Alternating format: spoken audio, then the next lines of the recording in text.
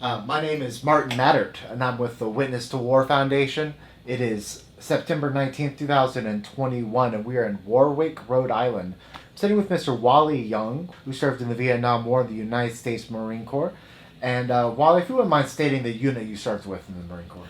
The unit I served with in the Marine Corps was a Bravo Company, 3rd Tank Battalion, 3rd Marine Division, 2nd Platoon. Well, I appreciate you taking the time to join me this morning. Thank you. My first question today is, where are you from originally? Well, my folks was living in Covington, Kentucky in 1947, and they didn't have a hospital there for me to be born in, so I had to go across the Ohio River to Cincinnati to be born. But I'm from the South, and I'm proud of it. Yes, sir. So you grew up in Kentucky? I don't know for sure where I grew up. My dad was a sign painter, and we traveled. But most of it was, I don't remember Kentucky myself. I was very young, but we moved to Alabama. We lived in Florida, Texas, all over the place, basically, you know. So you've been rambling since a young age. Yeah, I got rambling in my blood. He worked out there in Texas, and we would always had an old clunker, old junk-looking car or truck, and we went from, basically, the big deal for us kids, 5 kids, was where we were going to stay the night, and things like that, you know, and the car was always breaking down, so most of the time we went from junkyard to junkyard. Dad would see a junkyard, he'd sit up there and paint signs for 3 or 4 days or a week sometime. Then, all right, y'all get everything out of this car and put it in this truck over here. So we was riding in the back of a truck for a long time going across Texas. And us kids, I mean, we'd be riding at night. That's where we rode, you know. Just looking up at the stars and rode for so long, we used to say, Lord, please help us get out of Texas. So that was just eating out for us then wasn't McDonald's, Hardee's, none of that. So it was like pull into the country store, go in there and slice off a chunk of bologna, small jar of mayonnaise, small mustard.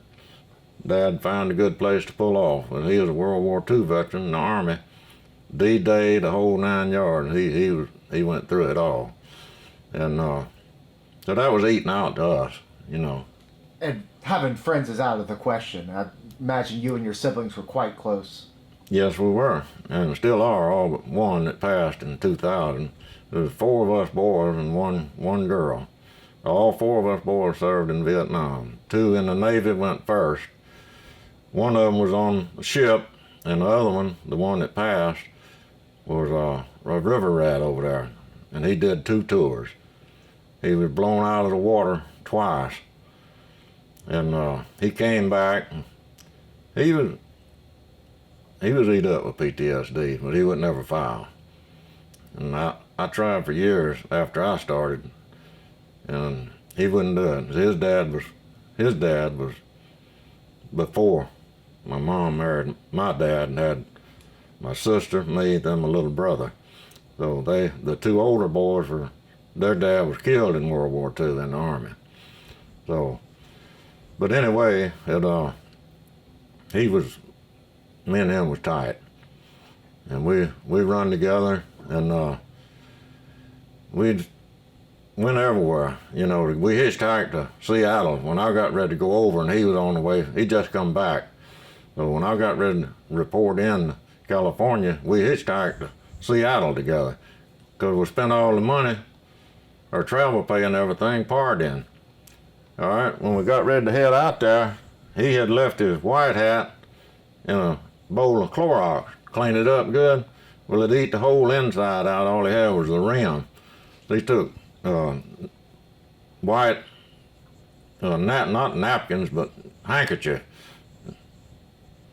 pinned it in there, put it on. We took off from Montgomery at 8 o'clock on a Saturday night. So we got as far as Oklahoma City okay, and then we couldn't get out of there. We stayed there for 8 hours. So I told him, I said, Terry, we're going to have to split up. I said, I tell you what, I said, I mean, he's a college boy and all that, and he real got along with everybody real good, and I was kind of, you know, wasn't like that. And I said, they'll pick you up first. I said, so, because you're in the Navy, they'll pick you up, so I'm going to go ahead. And then somebody picks you up, you tell them, you know, that's my brother. But we never did see each other. Okay, went on through Albuquerque, and I didn't know till later, but when I got up there on his ship, we was in Albuquerque at the same time. But the Marine Corps MP saw him with that Dixie cup, and they picked him up and took him in for being out of uniform. But when they found out who it was and the whole deal, they flew him to see it. Bremerton Naval Yard is where his ship was. Okay, I got there before he did. And you take a 19-year-old kid like me. I'd been in the Marine Corps for 2.5 years. And in boot camp, they taught us how to board a ship. So I knew. So got out there about 4 o'clock in the morning, and a great big ship. I don't remember the name of it, but you had to have a clearance. I mean, the top security clearance to get on that ship. It's what my brother told me later. He always ribbed me and said, man, I still don't see how you got on that damn ship. And I said, well, hey, they taught us how to do it. But anyway, I come up to the ship, and I didn't see anybody. You know, I'm looking all around, light, a little bit of light, and I just looked up there where the flag was, and I saluted the flag, and I said, sir, Private Young, request permission to come aboard. Quiet for a minute, and then he come over the speaker and said, what do you want on my boat for, Jarhead? I said, I got a brother on your boat. He said, what's your brother's name? I told him, Terry W. Stuber. And they said, you don't have a brother on this ship. You got a brother that's AWOL from the United States Navy. So come to find out, he left his leave papers when he left to come home. So anyway, long story short, that we had a good time out there, and never will forget. We went into the Playboy Club, Seattle, downtown Seattle, and we drank a few beers and everything. Like I say, he was real courteous to everyone. There was 2 guys sitting up at the bar and a woman sitting up there, and she was drunk. And so they was basically all they were doing was making fun of her and cutting her down. And it was eating him up, and I didn't like it either. So my brother, he gets up, goes to the restroom, and they said something to him, you know. When he got back over there, I said, what'd they say to you? Oh, nothing. They didn't say nothing. You know, and I said, yeah, they said something. I said, you tell me what they said, I'm going over and find out myself. He said, well, when I come back out, they asked me, who the hell are you, Johnny Do-Good? So he said something to him about the lady, you know. No, what it was, she was coming out of the restroom, and she was drunk, and he helped her back to the bar stool. That's when they said something to him. And so when he said that, you know, a little while later, I had to go to the bathroom, so when I went by, I just kind of bumped them, you know, and they turned and looked at me, you know. I just looked at them, I said, I'm Johnny Do-Good's brother. So went on in there and rocked on a little while, and I finally told Terry, I said, hey, we can get on out of here, you know, before we get in real trouble. So we got up, ready to leave. It was a long bar. I mean, they had the Playboy bunnies with the ears and all that and the outfit. So we started for the door, and it was a long bar. We were walking down through there, and he was behind me, see? And when I got almost to the door, I was talking to him all the way, you know, looking part back, but I turned around and looked, and he was all the way back down there at the bar where it was at. And they had already started scrapping. So one of the guys he had a neck as big around as a basketball. And he was right in behind, and he was hitting at my brother, doing all kind of stuff, and I had let them by. And they were going towards the door, and it got to the last booth down there, and that guy turned my brother into the booth, and he was hitting him, and whoom! You hear him when he hit that, whoom, whoom. My little brother was balled up in a knot, trying to kick, and I jumped up on the guy's back and grabbed him like this here, put my finger in his mouth, gonna try to turn his head around. I couldn't even turn his head. He was huge. And finally, the bouncer grabbed me. And he grabbed me by the seat of the breeches and the nape of my neck, my shirt, and he just picked me up, and the door wasn't far there, and I hit that door, and he threw me out on the streets of Seattle. And the time I got up, the other guy that was with him up there at the bar, he jumped on my back. And when he did that, I turned around and I worked him over. I worked him over pretty good. Knocked him down on the street. And about that time, the door flew open and threw my brother out there. And so we've been going down, and walk on off. And I turned and looked at that guy still laying there with his head was hanging over the curb a little bit. I walked over and got him by the hair of the head and picked him up. I said, "Hey, cuz," I said, "don't forget, Terry Stuber and Wally Young." I said, "We from Alabama." I said, "Next time you have any dealings with a woman," I said, "how about having a little respect for her, yeah?" Threw his head back down and we cut out. Well, we spent a few days, and then I had to report in, I went to the airport, and I could tell my brother he didn't think he'd ever see me again, And last thing he said is, "Keep your head down, Boot." But I went on over there, and And what year is that you went to the Vietnam? that was October 1967. So I actually landed in Vietnam on the 12th of October, about 8 o'clock at night in Da Nang. Okay. And what were your first impressions once you got your boots in Da Nang? When I got to Da Nang, it was hot. Even though it was at night, it was real hot. And the smell, which I know you've heard that probably 100 times or more, but it was like that. And the transit area, that's what they called it where we were. And the next morning was Friday the 13th, was my full day in Vietnam. So rocked on there in the morning, and they told me to get on that convoy over there and catch a ride up to Phu Bai. And they give me an M14, but they give me no ammo. So I got on the back of that 6x, and I think it was a couple more guys on there, grunts, and I got some ammo from them. So we took off on the convoy. And, it was pretty something to see, I had never been in I've been in a couple of foreign countries, but not like that, And I was scared, a little bit scared, but I knew what to do, and I was keeping my training kicked in on me, and I was watching out for most anything take place. Well, you get in them little villages and everything comes to a stop. No matter what you're doing, sometimes you're going to have to stop. As soon as we stopped, a couple of other trucks or whatever, with all the grunts, they converged on a hooch over here with a mama son, a couple of kids, and a dog. Dogs barking like hell. And first thing them grunts did when they got off, they kicked the dog in the head. And then mama son coming running out there, and I think they slapped her. "Where's Papa Son? Where's Papa Son?"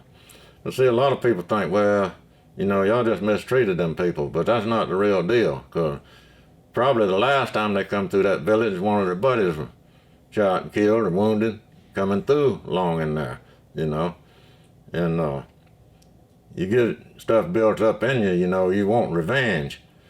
And anyway, they kept hollering, where's Papa Son? Where's Papa Son? Well, Papa Son, I think they got him out there, and they said a little bit, and then the convoy finna move out. So they were loaded up, took on off. And I got up there to Phu Bai, and that's where you spend a week or two around there, in jungle training, a little more stuff, that you do, getting ready for your tour up there. So the big thing was, if you was either going up north, the DMZ, or you're going to be around Chu Lai, Phu Bai, and Da Nang area down south.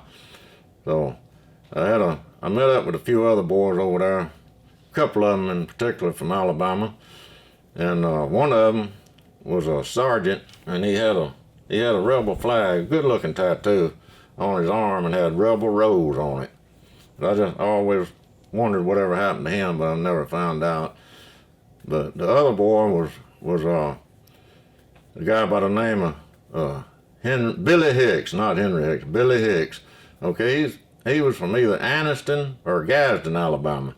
Okay, I looked for him for years and years, probably 30 to 35 years. And I'd get in around Anniston, I'd look in the phone book, or I'd call up anybody I met from there, I'd ask them.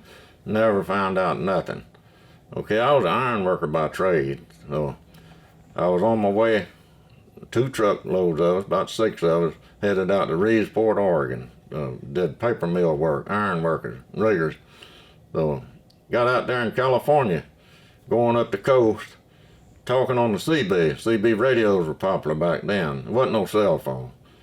And so somehow or another I got to talking to a truck driver, you know, he was from Anniston or Gadsden, whichever one. And I asked him, I said, you ever know an ex-Marine over there by the name of Billy Hicks? I said, he was in the Battle of Way, he was tank commander. And I said, what I've heard is, I've always heard that he took a 50 caliber round in the throat and is paralyzed from the neck down. Well, the reason I remember Billy so much is before then, when we got up there to Fubai, and we was all around for a week or two together, and the life expectancy of a tank crewman then going up on the DMZ was 14 days. So Billy told me, and other people can vouch for that, they'll tell you the same thing, that if you got a negative attitude, you know, it's not going to help you. So Billy told me, he said, man, I know I'm going to get messed up if I go up north. You know, I said, well, Billy, I said, that ain't the way I look at it. I said, I look at it like they ain't good enough to get me, because I'm going back in one piece. But anyway, me and Billy split up. But I was talking to that truck driver, and he said, yeah. He said, I remember Billy Hicks. He said, matter of fact, he said, I took a 50 caliber round from the same machine gun. He said, but Billy is paralyzed from the neck down. And then we lost contact. Well, see, that was 30, 35 years, you know, it took to find somebody. But I got on up there to J.J. Carroll. Was the largest, northernmost artillery base in Vietnam for the Marine Corps. And I met a lot of good Marines up there, tankers, and a lot of them were going home. They had done battle, more battle than we ever did on operations like Hickory and Starlight. I mean, they were real rough stories some of them went through. And Is that where you joined Bravo Company? I was in Bravo Company when I got up there. In other words, that was where they sent me. So I was in Bravo Company. I was a young kid, basically, and I had never seen any real action or anything like that. And I spent 2.5 years in the Corps before I went up. Volunteered for Vietnam. I didn't have to go to Vietnam, but I went because I knew that I was going to go because my dad went, and I figured that was my duty to go and serve my country. So I volunteered. Had I waited 3 more months up there at Camp Lejeune, I wouldn't have had time to go. Wouldn't have had time to do it to her. But the first man that was killed was, we was walking across the road there from the tank park to a field mess hall. And it was me and a black Marine by the name of Ham. Wait a minute. Lamb, L-A-M-B. That was his name. Well, we kind of butted up, going over to the mess hall and get something to eat. And a guy walks up and joins us. We never said a word. He never said a word. We knew we was going over to eat, you know. And a rocket comes in and hits right there close by. and he was gone. We didn't have any sign, no blood, nothing. He was just, and he didn't have time to go nowhere. I mean, he just disintegrated. But that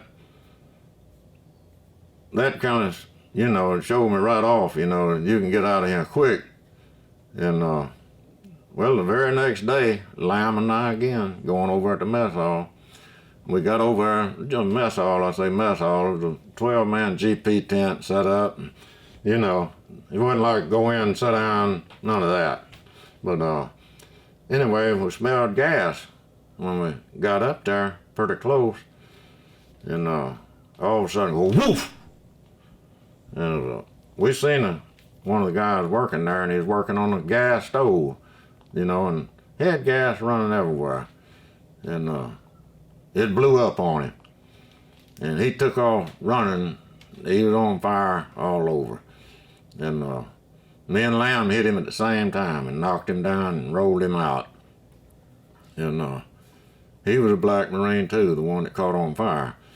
And he finally came back. It was a few months, but he came back. And they changed color and all. You've seen a black man that's been burnt. It was pink, So he looked pretty rough in places, but he lived. And I was glad to see that. But I'm impressed he went back to Vietnam after suffering burns like that. Well, he probably never. Well, he could have went out to the hospital ship or Japan or whatever. They do like that and then send them back. If they're able to go back, they send them back. But Lamb and I, we split up, and now J.J. Carroll was a pretty interesting place. It was a big place, but it was got a lot of incoming in there, and so I left there. They sent me out to the rock pile, and when I got out there, excuse me, I met up with my lieutenant, my platoon leader, Roger Lulai, from Columbus, Ohio, and they sent me up there to the first tank slide up on the hill as soon as you come into the rock pile. Rock pile may be 5 or 6 acres. It's kind of down in a dust bowl with big mountains, all around. So it's just like they got FO forward observers up in them hills. They looking down on you like a puzzle. This one's doing that, so they can hit you whenever they want and move it a little bit and get a little closer or get on target. So other places like Khe Sanh, Khe Sanh, at the time, say in February of '68, they were receiving 900 rounds a day on Khe Sanh. In this small place, Khe Sanh was receiving as much as 1,300 rounds a day. Well, at the rock pile, we get as many as 300 rounds a day, but a much smaller place. So I think some of these Vietnam veterans, and I respect them all, but them grunts, I know they had a rougher life than we did. But you don't have to be in the jungle to get killed. So them big bullets will take you out just as quick as an AK-47. And well, tell me about your role as a crewman. Okay, I was a driver. Okay, when I got out there, they put me on a crew with the Lance Corporal Louis Ryle from Nevada. Now he was a tank commander when I got there, and Dick Carey from Columbus, he was probably the platoon maintenance man at the time, but he took over as tank commander on our tank. But had another man on there, the loader, was George Cassick from Columbus also. Okay, George passed on. And Louis, I could just tell by looking at him, and I didn't know, but he was about my age, but I could tell that boy done been through hell. Come to find out that his whole crew was killed but him, the other 3 men killed not long before then. And so I was part of the new crew building up. So they put me to driving, and and that's what I did most of my tour. And the last 3 or 4 months, they put me up as tank commander, which I didn't really want to be a tank commander. I love to drive, but I did it, and I took over 2 tanks during combat situations. Not that I wanted to, but it's just that I knew what needed to be done and was determined to do it. And the tank commander went along with it. So we made it. And What can you tell me about the tank itself? well, it's an M48A3, 750 horsepower Chrysler engine, or Lincoln Continental engine. And it'll pull about 35, 38 miles an hour, about top speed. Although I had one running 43 miles an hour going down a long grade like that. And I was on the way down there as a reactionary force because our company commander had just got killed down below Camp Carroll. It was January the 24th of 1968. And they sent our tank and another tank and a couple of dusters. You know what a duster is? Well, they sent us down there as a reactionary force. So that's when I got to 43 miles an hour, down a long, about 2.5 miles down that slope on the hard packed road, you know. And got down there pretty close to the action. But right before we got there, I seen something move over here to my left. We kept our tarp right there on the left front fender. Well, I seen something move, and I didn't pay that much mind to it. But in another second or two, a big rat. And I see a big rat. He was probably that long and stood about that tall. That's not counting the tail. Okay, so he comes out from over there, and he's in a hurry. You got 3 vision blocks on your tank in case you're gonna drive buttoned up. One right there and one right about there on each side. Well, that rat come to right there, you know, and he just kind of looked like that right there for just a second. He went on across. And he started back down that side, and it gets narrow down there when you get up close to that turret, and the tank's vibrating like this. Hard packed road and running real fast. So he got scared, and he turned around and come back. And he got right there, and he was this close to me, because I got this much sticking up out of the hatch. And when he got right there, he turned his head like that and looked down. So I knew he was fixing to jump in there with me. He was looking someplace to get. When he did, I stood up real quick and I hit him right in the side, hard as I could. Knocked him out there in front of the tank away, and then I dropped down and done a little bit of steer to the left like that. And I looked up there at my tank commander. He gave me the thumbs up, said, "You run over him," you know. That's what I wanted to do. But then to come on a little bit further, got up there and I seen a 3/4 ton truck. Not a 6x, but one smaller than that, 3/4 ton.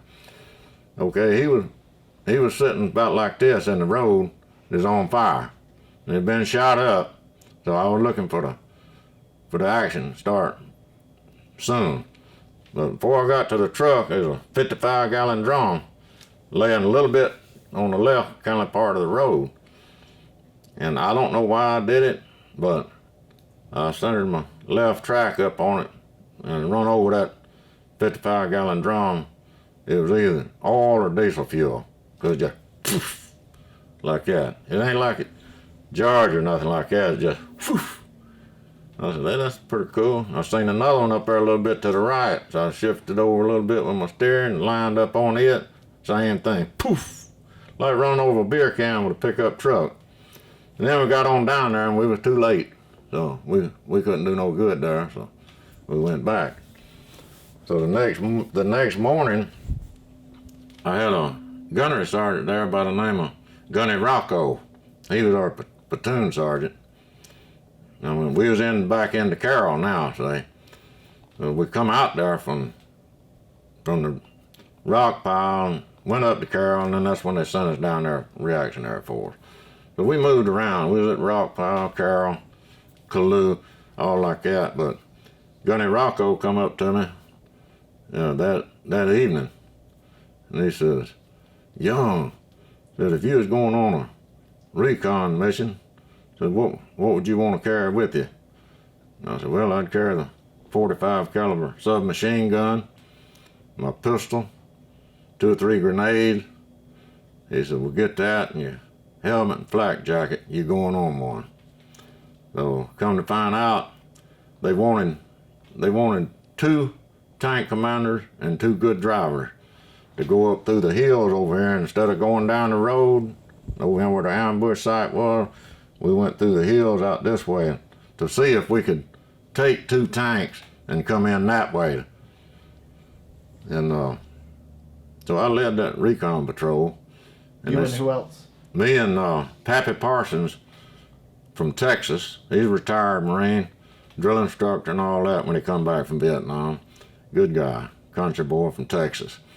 And old Pappy, he went with me, and I forget who the other 2 guys were. I just don't remember their names, but we had 2 drivers and 2 tank commanders.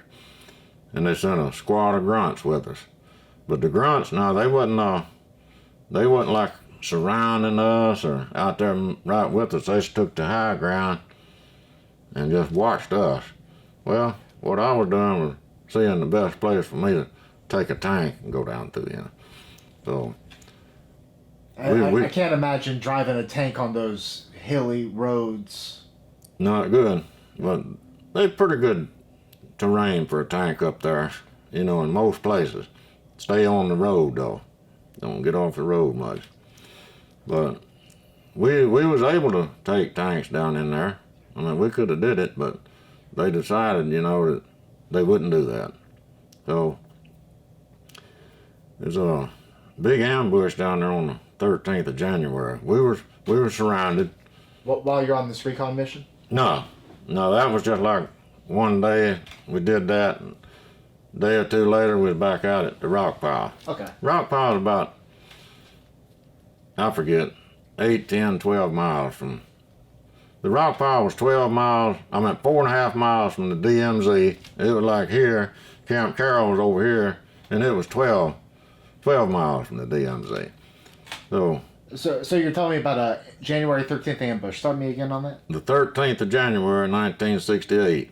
Now, I've told this story before, you know, but it was, I just can't tell it, you know. I can't talk about it without saying that, because I'm like going from my beginning first, you know. But we were surrounded. J.J. Carroll was surrounded. They had a division around them, and Tet was just in a week before Tet is when this happened. So Khe Sanh had 2 divisions around it. Carroll had a division around it, and we're right here in the middle. So, you know, we had a little something going on too. You know, we wasn't at the junior food store or nothing. So this is all in VA? Yeah, all in VA. So we hadn't had any nothing right before then and after then. We went like close to 3 months, 1 C ration meal a day. That was it. Supplies were cut off. Roads, all the bridges were blown. North Vietnamese had the roads. No traffic. You know, won't. But anyway, the 13th of January, they said they was bringing ammo and chow to us by chopper in that priority for 6, 8, 12 weeks, you know, starting along about this time. The NVA had it set up. Their job was stop supplies on Route 9 to Khe Sanh. So that's what they had intended. All right, the road was 9 miles from Kalu to the rock pile or vice versa. So elephant grass is higher than the tank. You know, a lot of places. Most places, I would say almost. And it was mountains, you know, too, but the road was winding, it was real narrow, and we did what they call recon by fire. When we went down that road, the lead tank would be shooting a 50 caliber machine gun or the 30 caliber machine gun at random. Anywhere you look like, you know, it may be a good place for them to hit us, and they'd fire a few rounds in there. Every now and then, You know, I know these new tanks, they think we couldn't shoot on the go, but we did. We'd be running along there 30 miles an hour, and if we wanted to bust a cap, we had what they call a canister round. It was a 90mm shotgun. And it'd take that elephant grass for about 100 meters wide and about 300 meters deep, and that elephant grass would do like this. Lay down. So that's what we did. And when you fired that 90, I mean, they'd holler, you know, 90, you know, 2 o'clock or whatever, you know, on the way. And when they fired, when you're driving, it'd take your face like this, and it'd just go whoosh. It don't just pull out there and go back, it slaps it. You know, it's got to be bad for your brain. But anyway, they told us, well, Calloo down there, we had 4 tanks down there, and 4 at the rock pile. Okay, they was running out of 90 ammo. They needed 90, and mortar round. They needed ammo in general and chow. So the colonel there, he told us, you know, we got to go. We're gonna resupply Calloo, and we know they're gonna hit us. So when they do, tanks stay on the road. Grunts, get off them trucks and get after them. Sound like a good plan. I mean, that's what Marines do, or anyone, you know, really. But anyway, I was up there at the lead tank. I was driving the lead tank on the column. And I watched the colonel, you know, I was sitting there waiting to get everybody ready to go. We had an understrength company from 3rd Battalion, 9th Marine. Good bunch of Marines, good bunch of grunts. But it was everybody. No matter if you was a mailman or cook or whatever, when they say, we going, you go too, you know. And so we lined up, and I was watching that colonel, you know, he'd come by somebody and, you know, had some kind of rifle or something. You know how to shoot that thing, boy? Things like that, you know, trying to pump people up. And I watched him too much, because at the time, I didn't realize it. I was green. I got there last October, and this was 6 weeks or whatever I'd been in country. Had never really been in nothing but incoming, but I didn't have my pistol loaded. Didn't have no ammo in the driver's compartment with me.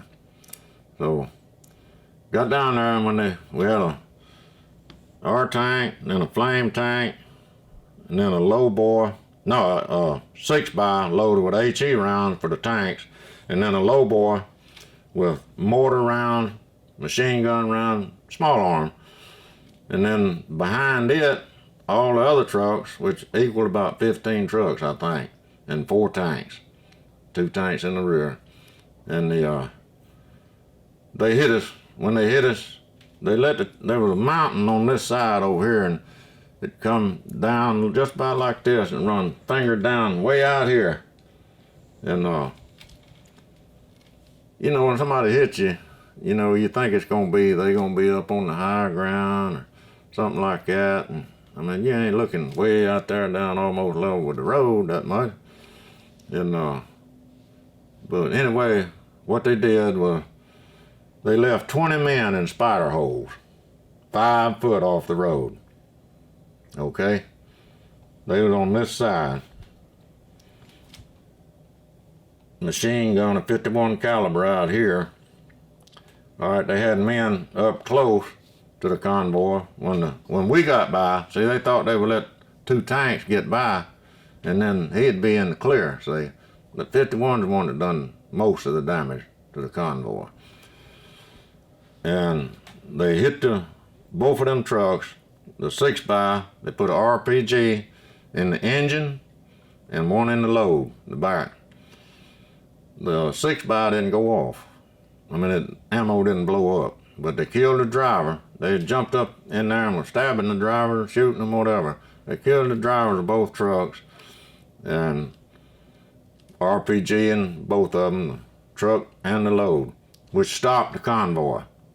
Okay, so as soon as the action started, we realized we was under attack, Louis Ryle and Frog. Frog was the fastest loader I ever seen. He'd go down the road with one in the chamber, in the breech, and he'd carry 2 rounds standing up between his legs. So he was ready. And when they hit it, they started over here like this.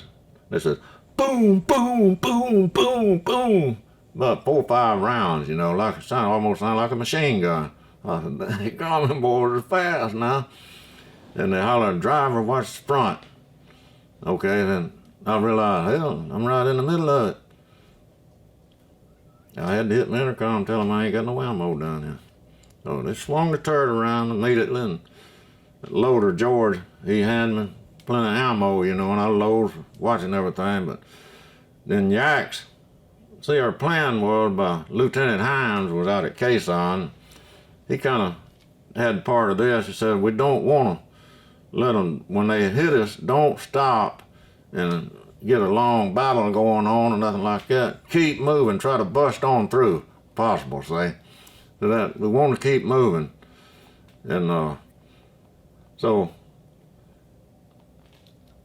the colonel come over there. I could hear him under the din of the battle. You know, you couldn't really hear everything, but I heard him. The forward observer was up under the lowboy, and it was on fire and cooking off ammo. Well, he called the colonel. That was the first thing I remember on the radio. Said, I need somebody to come up here and get me out from under this lowboy. I'm wounded, I can't move, and the truck's on fire and the ammo's cooking off. And then the colonel says, yeah. Says, we'll get you. He said, but I damn sure ain't fixing to stand up and run up there right now. But we will get you. And they did get him, but he was still calling in forward. He was a forward observer. That's what he was. He was calling in artillery the whole time, which he won the Silver Star for that. He deserved it. And the flame tank behind us, Corporal Yaks, he and I did a tour or two to Cuba together. We'd been together a couple of years or more. He was a good man. He was corporal. And Yaks jumps off, and all the firing going on, he takes his tank and hooks the tow cables to that 6x and pulls it off the road, which some of them cut on out. They got to move, which saved people's lives. Yaks won the Bronze Star for that, and he deserved it. But when Yaks got off, North Vietnamese come up there and shot him, and he had on a brand new jungle jacket, and it went through put a hole in his jacket, but it didn't even hit him. And Yaks pulled his pistol out, shot, and killed that North Vietnamese soldier.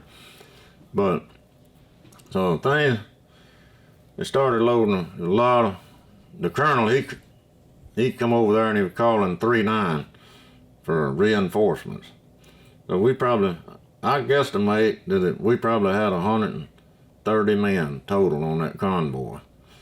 So the reinforcements was coming to help us out. But the colonel, he come over there and said, we 80% casualties right now. So that's a lot of men. And they watched us for 2 or 3 months coming down that road, watched everything we did. And as soon as they hit them vehicles with RPGs, then that 51 caliber opened up. And I looked at it later, coming back from the other way, where he was positioned at. If you was looking down the road coming straight like this, where he was at out there, he had to move at 50 just about like that. And he was raking the length of that convoy without having to move much either way. Well, he'd done a lot of damage with that 51. So they said, load up casualties, back to the rock pile, and on to Calloo. So they loaded up a bunch on us, and we cut out, deadheading by ourselves to Calloo. All right, just as I pulled out to start out to Calloo, I just looked to my left like that, as far as I could, you know, and I seen 2 choppers coming, and they were coming in low and fast. And I saw them getting shot down and blow up. I was close enough to see the pilot's face. and they went down and blew up, burst into flames, one right after the other. They had the red plus on there, the medical. They was coming for our casualties. And my tank commander, I seen him lately, and he didn't even know about the choppers. I talked to other people on that ambush, say they didn't know nothing about no chopper shot down, but I saw them. I told Louis, I said, them 2 choppers just got shot down right over there, and he called in and told them, and they said, proceed to Kaloo, got more choppers on the way. But we cut out, went on to Kaloo, which we had secondary ambushes along the way, shooting back at them. And when we got into Kaloo, I guess we were shooting back or whatever, covering the rear, but the gun tube was to the rear. And the tank was jerking and wasn't running good, and the grunts was hollering the tank was on fire. So I wanted out of that tank, and if it was gonna blow up, I didn't want to be in it, and I know nobody else did. But we got in there and finally come to a stop, and they was still talking about the tank was on fire. So the gun was to the rear, and when it was like that, the turret, the back part of the turret, for the driver, it's covering all this, you know. So you can't just get up out of there, you know. You might get out like this, but can't hardly get out with the gun to the rear. But I started out. I said, I got to get out of here.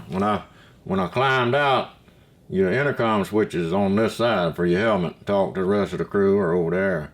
But when they turned the gun around, it kicked my switch back where I was talking to the crew. We didn't have my head pinned in there. And I'll hold it, my head's in there. I said, turn it back the other way just a little bit. And they did, and I got my head out of there. And they turned the gun on around, I was still wanting out. So I climbed up out of there. The gun was on around like this. When I climbed up, the 30 caliber, when they get hot, you're shooting it a lot, they'll keep shooting without pulling the trigger, what they call a cook-off. So the 30 cooked off 3 or 4 rounds. Just luckily it didn't get me in the back, you know. But then they said, well, proceed back to the ambush site. And I don't know why, but I just figured, you know, I was probably going to die that day. When we get back down there to the ambush site, it ain't going to be pretty. So I was thinking about it, and I just got to thinking about home and my family, and it was like a fast forward video. My whole life went run through just like that, and I just started shaking. You know, I was shaking, my legs were shaking. I was just shook, you know, thinking about what all had done happened, and now we're going back. And but we got on back down in there, and the reinforcements done got in there and started. Basically, you know, they've hit us and left. That's the way they do. Hit and get out. So, of course, when them trucks stopped, them in the spider hole just jumped up like this, spraying them in. They gonna get off the trucks, yeah. It was 9. They said 9. My mother had a newspaper clipping said 19 Marines killed and 80, 70, close to 80 wounded. All right. Then they went back out there the next day and found 4 more. So that was 23 killed. I say it was 100 men shot down in less than 3 minutes. So, but they got on back in there and they started getting ready to go back into the rock pile. A lot of them trucks, they didn't have no wheels on them, wheels blown off or whatever, and engine shot up, so they disabled. So they started hooking them up behind our tank. And after they got 3 or 4, you know, they kept coming up there and they're saying, you think you can pull one more or whatever. I said, hey, y'all just keep hooking them up. I said, if I get in the bind, I'll let you know. But we ended up later on, years later, 30 years at least, I first saw Louis again. I asked him, and he said it was either 7 or 9 vehicles hooked behind our tank. We pulled them through 2 rivers. That tank wasn't in no bind. It was a horse. We captured 2 North Vietnamese on that. So that was the 13th of January. Was one. They say when you get like your first action, you're baptized. You know, it's just like. So that's when I was baptized for real action along Route 9. 9 miles of bad road. We were later called the Rough Riders because from there to Khe Sanh, it's rough road. So. And you'd been in country for 2.5 months. You know, I bet that left you shook to go through such a high casualty experience. Yeah, well, when after that guy caught on fire and that man the day before blown away, I guess they sent me and Lamb for in-country R&R for 2 or 3 days, you know, down at China Beach. And we did that, but I never could figure that out. They mighty early to be getting daggum R&R, but I think they looked at us, you know, and we was young boys, you know.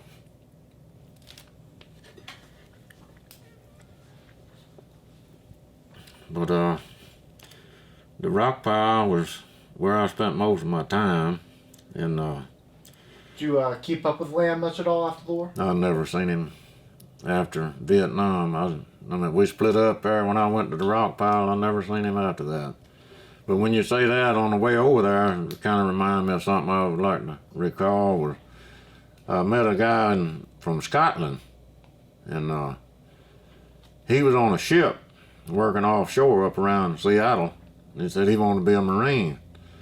So they told him, said, hey, join the Marine Corps and go to want to be an American. So you join the Marine Corps and go to Vietnam, fight. When you come back, you'll be an American. So that's what he did. So he was a good Marine. He was a grunt. And we split up. When we first got over there, I never did see him. The whole tour. Don't know where he went or how he did. Didn't know if he lived or what. Well, coming back, we stop on Okinawa, spend 2 or 3 days or whatever there, and you get your new clothes, uniform, get ready to go back to the world. And my platoon sergeant, Staff Sergeant Kent Baldwin, he had been wounded, and he was gone.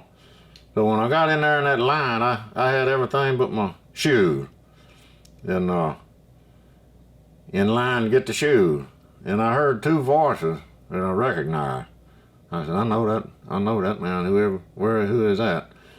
Well, before I got up there at the platform where the man giving out the shoes, I never knew that guy's name. I can't remember it, the one from Scotland.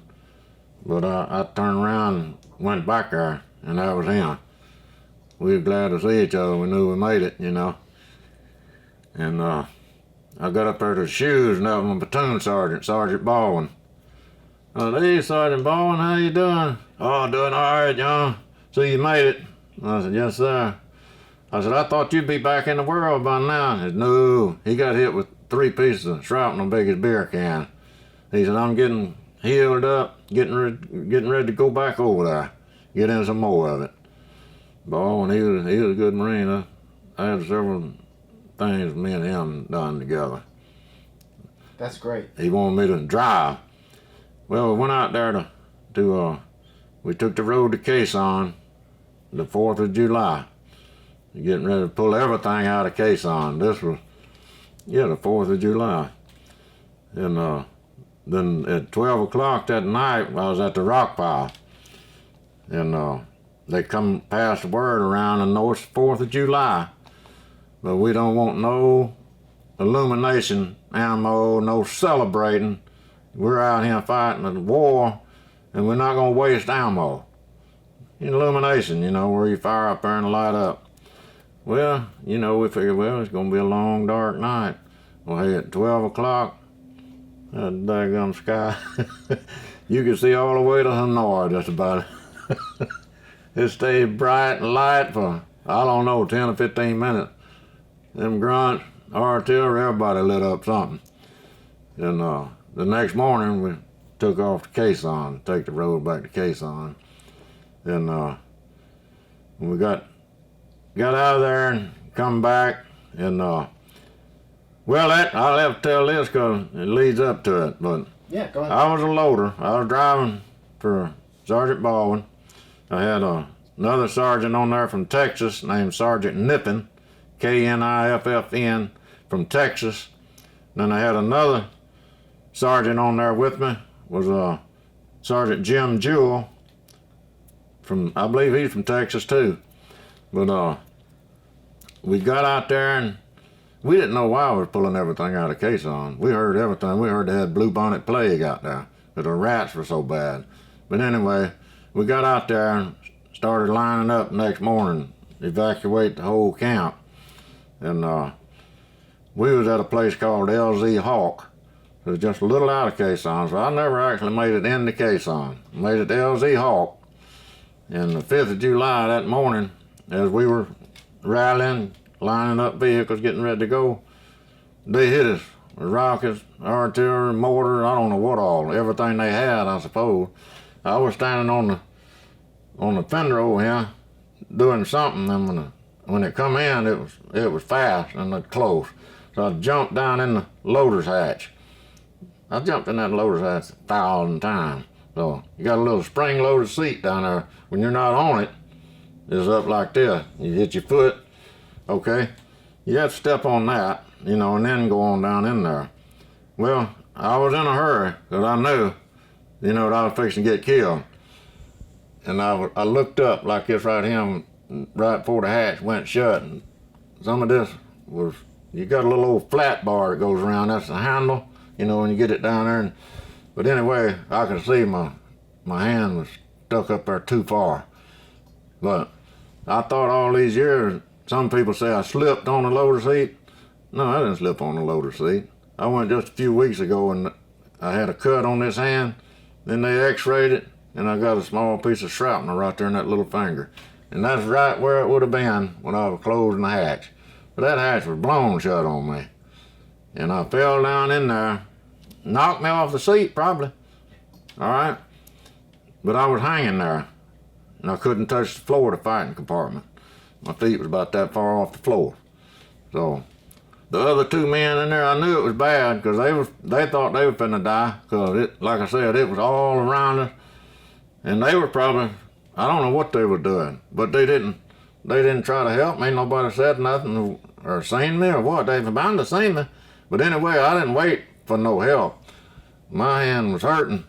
But I had these 2 fingers was closed on the 80-pound steel door shut on it. So I didn't have no other choice. I had to do a one-handed pull-up. If it'd been my left hand, I never could have did it. But that's my strong arm. So I did a one-handed pull-up and felt around my feet till I found that seat. Got down and went up and took my head and my other hand, got my hand out of there. So a crush wound is pretty dangerous because you get a blood clot, which I didn't know all that. The first thing Sergeant Baldwin did was took my pistol. He said, "Get on a chopper, young, and go." And I didn't want to be medevac. I didn't want to go. I wanted to stay there and finish the job. And so Sergeant Baldwin, he started the LZ Hawk. That was landing zone. That's where the choppers was coming in to get the wounded, and there was a lot of them. And Sergeant Baldwin was going up and down the road and bringing wounded back. If there wasn't a chopper down there or one coming in, he'd stack them up under or put them up under. If they was wounded, he'd put them up under there, you know. If he was dead, he might have left them over there. But they'd be safe somewhat, you know, up under the tank. And I seen him come back with a man under each arm at least twice. And Sergeant Jewell and Niffin, they stayed in the tank. They asked if he wanted him to get out and help, and he said, "No, yeah, I got it. Y'all just stay in there." But every time he seen me, I was helping take him down to the LZ. Every time a chopper come in, I'd jump out, and Baldwin come out, he'd see me, he'd holler at me, cuss me. "Damn you, young," I said, "get on the chopper now."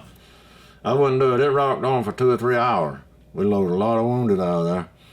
And but anyway, the last chopper come in. I think everything, so helped load them, and I was starting back up to the tank. I would get down in the driver's compartment and hide when I seen Baldwin coming, and when he went back for some more, I'd jump out and help take them down there. But yeah, I got on that last chopper. The way I did it, he seen me and he hollered at me again. And so I went on. And my finger done swelled up big as a banana by then. And I walked back down there, or run back down there to the LZ, and the chopper was up a little above tree level. I just looked up there and come back down. One of them old CH-34s, I think, what I call them, a C-Night. Well, that pilot, you know, he look out like that out the front, and then he look out right there, got a good view, and he just done like that. What the hell for, you know? I just done like this right here. Shot him. Shot him at bird. Hey, he seen it. He come on back down and got me. Said, why didn't you get in? Well, I didn't want to go. But got down to D-Med and the doctor.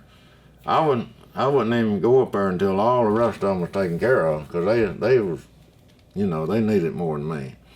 But he looked at my finger, my hand. He said, how long ago did this happen, Marie? I said, about 6 hours ago. He said, what have you had for treatment?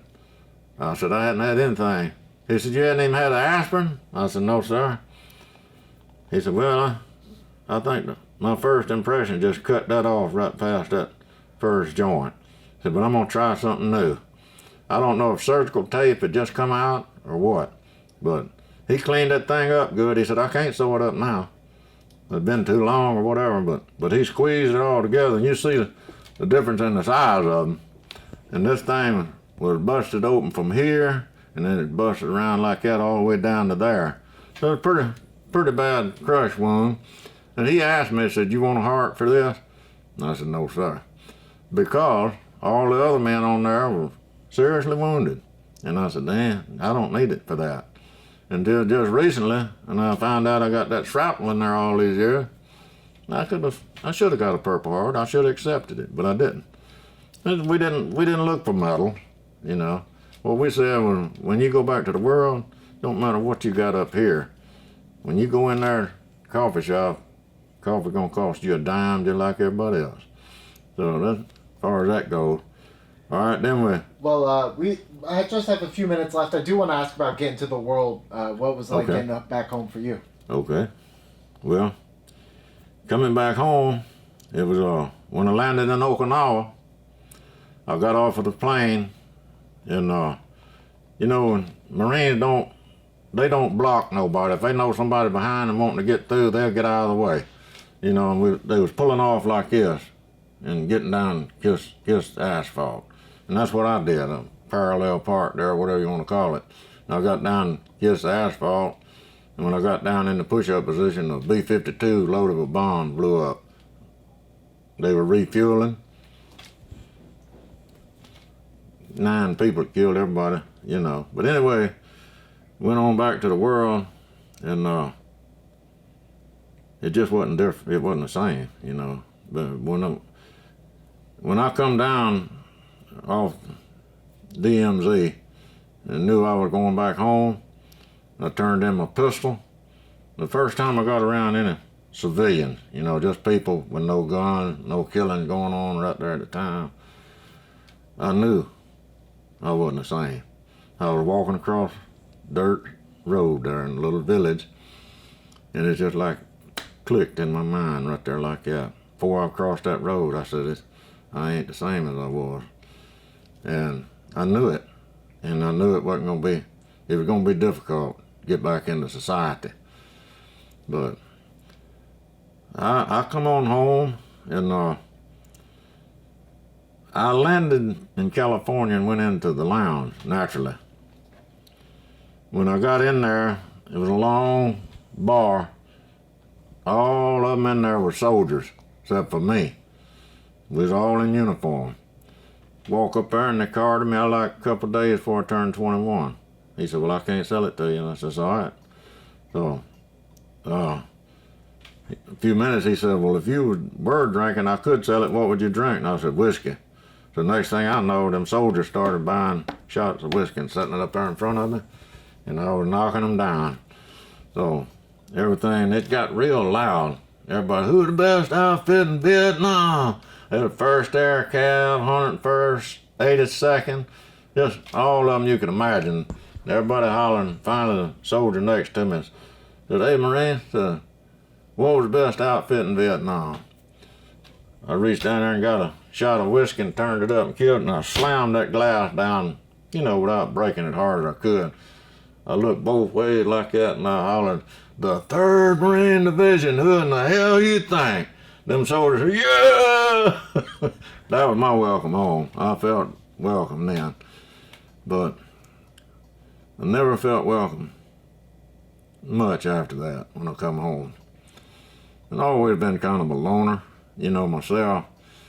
I don't know why, I guess my dad run off when I was 9 years old, so I didn't know for 32 years if he was dead or alive. And I got back up with him, when I was about 43 or something like that. And was lucky enough to be around him, saw him for about 10 or 12 years, which was a blessing to me, and him too, I think. But the best thing that ever happened to me is when I got home, I caught a ride with a lieutenant out of the Army in a Volkswagen, riding from Montgomery down to my home, Fort Deposit, going down just 2-lane road, and all the way he wanted to know what it was like over there, but he had his orders to go. And I just told him, it wasn't that bad, just follow your training, and use your instinct. And but I was so nervous in that Volkswagen, being cramped in there, and the road, you could have hit us anywhere along in there, and I was real nervous. When you get nervous, I don't know if you ever known anybody sweat a lot up under the arm, but I did that. I'm sweating now, but my green uniform, dress greens, I was all the way down to my waist, on both sides. I was embarrassed to go anywhere and apply for a job. Paperwork just scares me. It still does. But anyway, he let me out, and I walked in this cafe, old country cafe that my in-laws own, and my mother happened to be working there. Well, they had went to town to pick my brother up, the one that died, and get his car and come back. So the last thing I told my mom when they let us out that 56 Cadillac, we was finna hitchhike, I couldn't think of what to tell her. I just hugged her and told her I loved her. I said, "I'll be back, Mama, in one piece, just like I am now."